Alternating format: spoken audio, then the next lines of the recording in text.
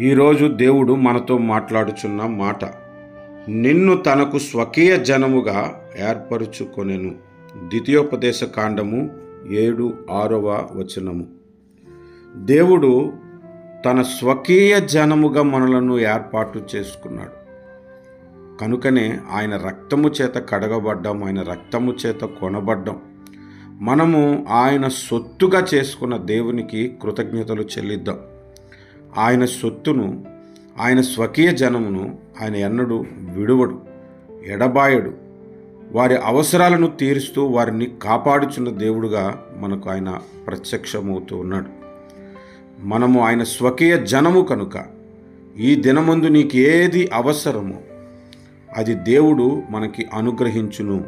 కనుక విశ్వాసముతో ప్రభువు నామమున ప్రార్థన చేద్దాము. ప్రార్థన.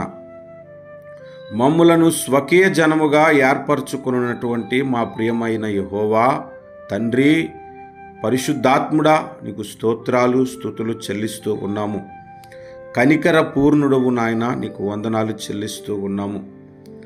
అయ్యా, మీ స్వకీయ జనముగా ఉండుటకు మేము అర్హులము కాము. అయినా మీరు మమ్ములను కరుణించి కనికరించి ప్రేమించి ఏర్పాటు చేసుకున్నాం. మా ప్రతి అవసరమును తీరుస్తూ, మమ్ములను ఈ లోకమందు బలపరుస్తూ, మమ్ములను దీవిస్తూ, మమ్ములను ఆదరిస్తూ బలపరుస్తున్నందుకు స్తోత్రాలు చెల్లిస్తున్నాం. ఈ దినమందు కూడా ఈ ప్రార్థనకు ఏకీభవిస్తున్న నీ పిల్లలకు మీ హస్తమును తోడుగా ఉంచి వారిని మీరు బలపరచండి.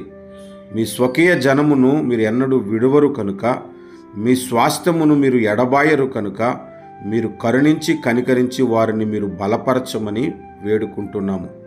ఈ చిన్న ప్రార్థనను యేసుక్రీస్తు వారి శ్రేష్టమైన పరిశుద్ధమైన నామమున ప్రార్థిస్తూ అడిగి వేడుకొనుచున్నాను నా ప్రియమైన పరలోకపు తండ్రి.